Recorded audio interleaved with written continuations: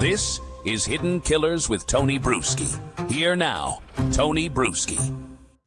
Sometimes in high-profile trials, it isn't the DNA evidence or the ballistics that steal the headlines. It's the family drama. And if you've been following the Adelsons with us for any point of time, you're well aware of the family drama within the Adelsons. The stuff that plays out right in front of us in court filings, hearings, and emergency motions. And in the case of Donna Adelson, that family drama is becoming just as revealing as any piece of evidence. One of the biggest developments we've seen isn't about fingerprints or wiretaps, it's about her daughter. Donna's defense team actually tried to subpoena Wendi Adelson to testify on her mother's behalf.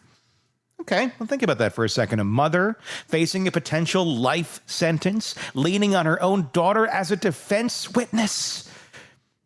Keep in mind, it's the daughter whose husband was murdered. The risk that Wendi could incriminate herself. Her lawyers weren't going to let that happen. Keep in mind, Wendy's never been charged with anything. She so far has been free. Innocent. They fought back and the judge agreed Wendi will not be compelled to testify for Donna by Donna. On the surface, you can kind of, write it off as a legal maneuver, but underneath it reveals something much bigger. This isn't a family standing together in unity anymore. This is a family fractured. Each person acting in self-preservation. Wendy's not willing to risk herself, and jurors will see that absence, her silence, as loud as any testimony. At the same time, you've got her brother Charlie, already convicted, already serving life, and now reportedly planning to testify for mom. Jurors are going to notice that contrast. The daughter who walks away versus the son with nothing left to lose. Which carries more weight here? I don't know if I'm a juror. And that brings us to a deeper question about perception. When jurors look at Donna Adelson sitting at the defense table, do they see a woman with a family standing behind her, or do they see someone alone, abandoned, left with nothing but a convicted son to vouch for her? That dynamic could be devastating. So let's get into it with psychotherapist Siobhan Scott, author of the book Nightbird. This is her memoir, just came out. Highly recommend reading this. And also her other book, The Minds of Mass Murderers. Get it wherever you get books. Because this isn't just about law. It's about psychology, as all cases are, loyalty, and the moment when survival overtakes solidarity. Leave your comments in the comment section as we go through this on YouTube. I want to hear your thoughts. Siobhan, from your perspective, what does it say when a mother's defense team tries to use her daughter as a witness, even at the daughter's expense? Let's get into it. Well, it's I'm sure a legal maneuver that probably makes sense in the minds of her attorneys. We at least hope so, that they had a plan for it. But it also speaks again of, as we've talked about, the kind of narcissistic enmeshed family system where it's loyalty to mom at all costs. And it's just expected that the kids meet their parents' needs. And that would fit with what we've seen in the history. Wendy's lawyers argued that testifying under a defense subpoena could, in fact, incriminate her. Wendi, as we all remember, has never been charged with anything. She is innocent, not even until proven guilty. Again, no charges there.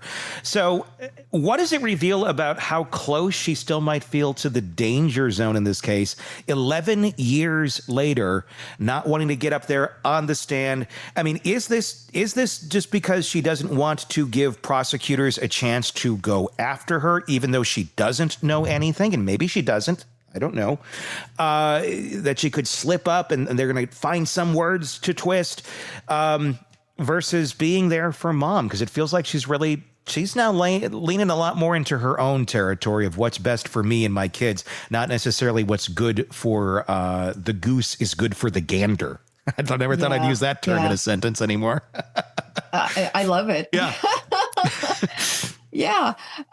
My guess is that her desire to not be incarcerated and separated from her children is at this point trumping the loyalty to mom, which is really a pretty healthy thing. You know, we talk about that process of individuation.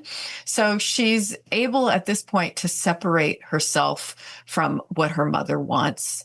And that's a healthy step in the right direction. And also, yeah, I would guess her counsel is going to do everything to keep her from having to testify for the defense in that way, setting herself up for potential charges.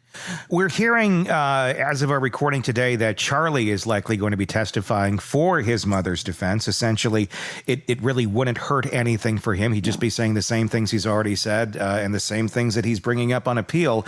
And it would be that, look, mom had nothing to do with this. She was completely clueless. Now, that may just be protecting mom.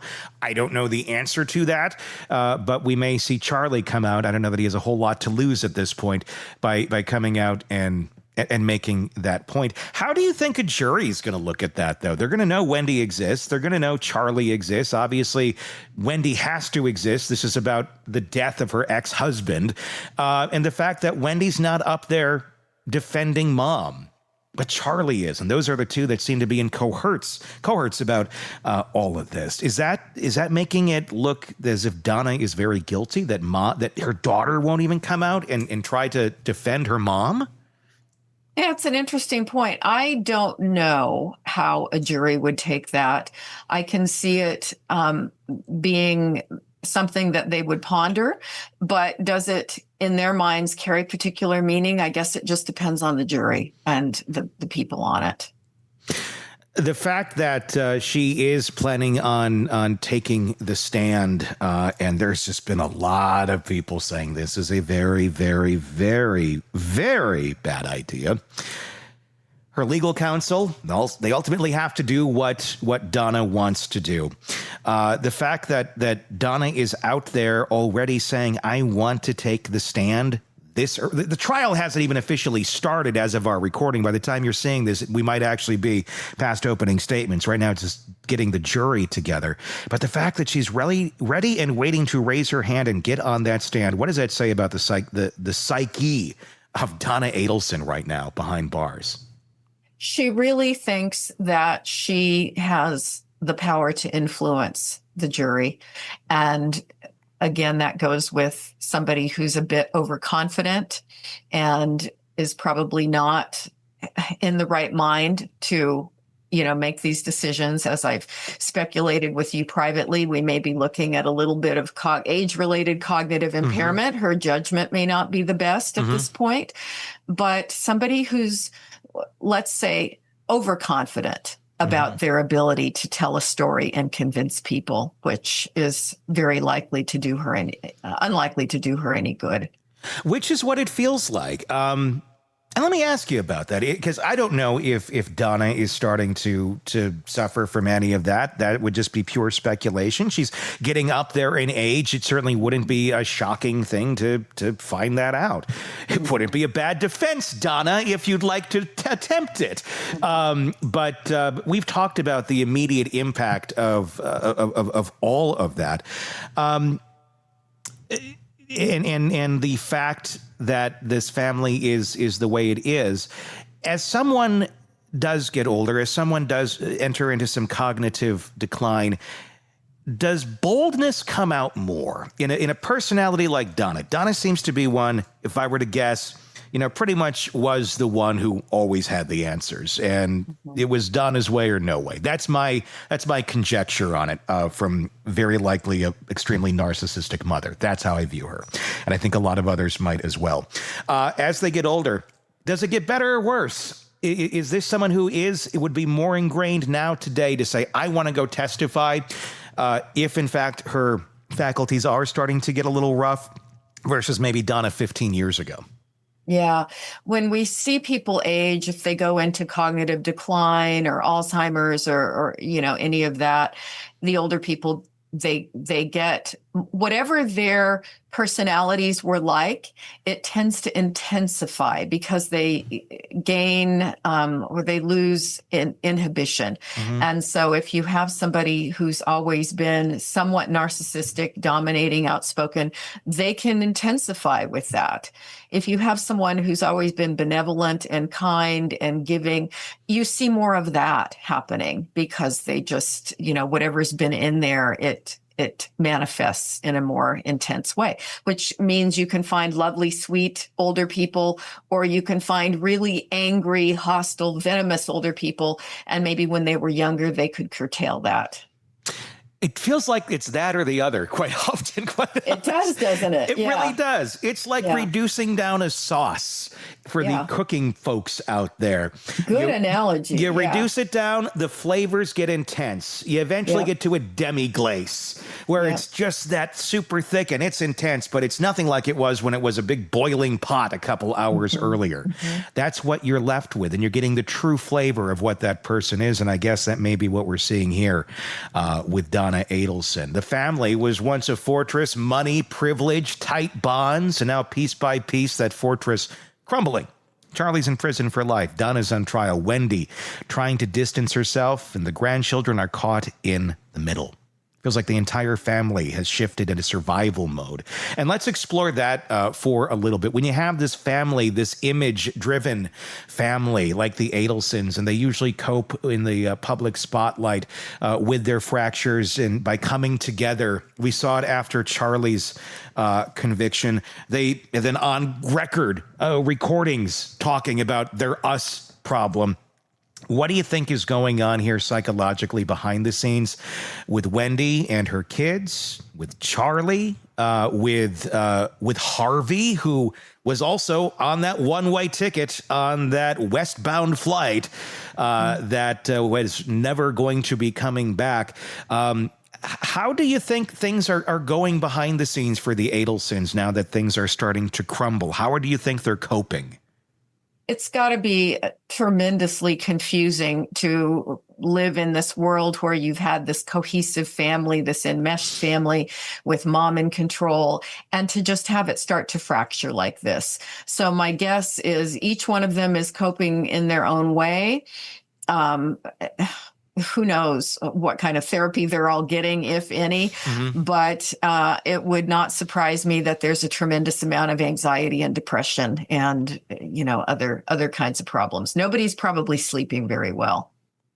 And that right there, that's where this trial is already starting to look less like a unified front and more like a survival game. Wendi Adelson isn't walking into that courtroom to defend her mom. She's drawing a hard line and prioritizing her own freedom and her children's future. That's not disloyalty, that is survival. And it's a dramatic shift from the family dynamic we've all heard described over the years, where loyalty to the matriarch was expected at all costs. Kids be damned, ex-husband be damned, Charlie be damned, anybody be damned. At least that's what the state's trying to say about Donna Adelson. Meanwhile, Charlie Adelson, convicted at and locked away, is still playing the role of loyal son. Because the difference is he's got nothing to lose. His testimony might technically help Donna, but will jurors buy it? Probably not. They're smart enough to see the imbalance, that the daughter's silence is more telling than the son's loyalty, but it's a courtroom, it's jurors, and you never know what's going to happen. And for Donna Adelson, that imbalance could be crushing, because when jurors look across the room and realize the daughter's not standing up for her, the image is unmistakable. A fractured family, a matriarch without her children's full support. That's not just optics, that's psychology, and it matters. So where does that leave us? With a family that once presented as a fortress, now exposed as meek and fragile, Donna-like. With a daughter choosing distance, a son clinging to loyalty, and a mother sitting in the middle, watching her carefully built empire collapse around her. Coming up in our conversation, which you need to press subscribe so you don't miss it, we're going to be shifting the lens directly onto Donna herself. Because if Wendi's silence tells us one story, Donna's own voice may tell us another. She's insisting on taking the stand, and against the advice of just about everyone. What does that say about her mindset? And what does it reveal about denial, confidence, and control when the stakes are life and death? That is coming up next on the channel. So be sure to press subscribe so you do not miss that conversation with Siobhan Scott. Wherever you are, on YouTube, search Hidden Killers with Tony Bruschi. Press subscribe on the podcast platforms. Wherever you are, do that same search and press subscribe. We got a lot coming up on this case, and we're bringing it to you every single day, live courtroom coverage as it starts coming out. We'll have it for you right here so you can follow this case beat by beat. Let me know your thoughts in the comments section as well. I'm Tony Bruschi. We'll talk again real soon. Want more on this case and others? Then press subscribe now and don't miss a moment of true crime coverage from Tony Bruschi and the Hidden Killers podcast.